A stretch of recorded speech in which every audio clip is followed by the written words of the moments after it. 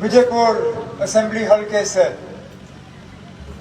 National conference और Congress alliance के उम्मीदवार जनाब राजेश परगोत्रा साहब,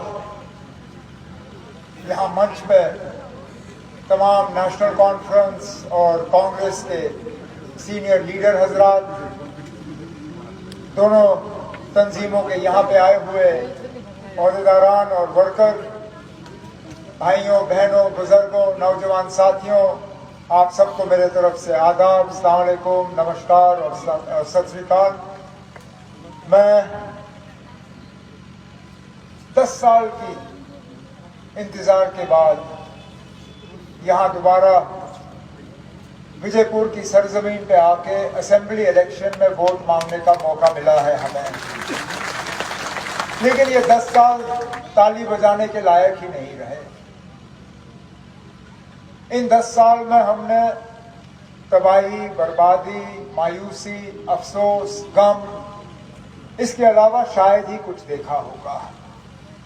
जब 10 साल पहले हम इलेक्शन लड़ रहे थे, हमारी अपनी रियासत थी, रियासत का अपना दर्जा था, रियासत में लद्दाख भी हमारे हिस्से में थी, हमारे अपने इख्तियारात थे, अपने पावर्स थे, हमें अपनी ज़मीन पे हक था, अपनी नौकरियों पे हक था। जब हमने पिछली बार इलेक्शन लड़ा था, हमारी इस ज़मीन पे, हमारे नौकरियों पे 1 करोड़ 40 लाख लोगों का हक था। आज जब हम इलेक्शन लड़ रहे हैं, इसी ज़मीन पे, इसी नौकरियों पे, इन्हीं दरियाओं पे, इन्हीं पहाड़ों पे अब 1 अरब 40 करोड़ लोगों का हक बन गया है। हम अपने हक के लिए अब परेशान हो गए हैं, अपने हक हासिल करने के लिए अब हम लड़ते हैं। आज हर तरफ से हमें देखा जाए तो मां सिवाय मार खाने के हमें और कुछ नहीं मिलता। कहने के लिए तो हमें कहा गया था कि हमारी तरक्की में रुकावट सिर्फ 370 है।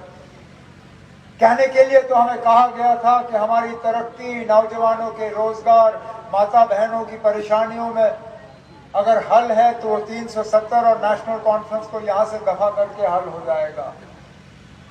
लेकिन आज 5 साल से ज्यादा हो गए बीजेपी ने जो जम्मू कश्मीर के साथ किया। मैं मजबूर होता हूं यहाँ पे पूछने पे कि खुदारा मुझे बताएं ना, कौन सा ऐसा वादा है उस वक्त का जो पूरा हुआ। कहा गया था कि नए कारखाने लगेंगे, कहा गया था कि नौकरियों के नए दरवाजे खुलेंगे, कहा गया था कि तरक्की और हुकूमत के कामकाज में एक नई दौर देखने को मिलेगी, आप अपने मुकद्दर के खुद मालिक बनोगे। लेकिन उनमें से कौन सी ऐसी बात सही साबित हुई? आज देखें, नौजवान अपने नौकरी के लिए पछता रहा है। कहां पे वो मुलाजमत के ऑर्डर? इन पिछले 5 सालों में जहां पे भी सरकारी नौकरियों का लिस्ट निकला, उस लिस्ट के खिलाफ धांधली के इल्जाम, वो लिस्ट रद्द की गई और हमारे नौजवान भाई बहन ओवर एज हो गए। यहां हर लिहाज से देखें, महंगाई ने मार डाला हमें। आज बिजली का हाल देखिए, कोई घर ऐसा नहीं है जो बिजली के मामले में शिकायत नहीं करती। जब हमारी हुकूमत थी, नेशनल कॉन्फ्रेंस और कांग्रेस की, 2014 तक महीने का बिजली का बिल 200 रुपए, 250 रुपए, 300 रुपए से ऊपर नहीं। आज बिजली का बिल 1700, 1800 रुपए से कम नहीं आता। अगर आपकी आमदनी 1500 रुपए होगी, लेकिन महीने का बिजली का बिल आपका 1800 रुपए। तभी तो जाके हमने अपने मैनिफेस्टो में आपके साथ वादे किए हैं। हमने कहा है कि अगर हमारी हुकूमत आएगी, ये जो बिजली का खर्चा कम करने के लिए हम आपको 200 यूनिट मुफ्त बिजली फराहम करना शुरू करेंगे। यहाँ नौकरियों की बात छेड़ी गई। मुझे बताइए ना, कौन सा ऐसा प्रोजेक्ट है जिसमें हमारे लोकल लोग लगते हैं? यहाँ काम कौन से कम हुए?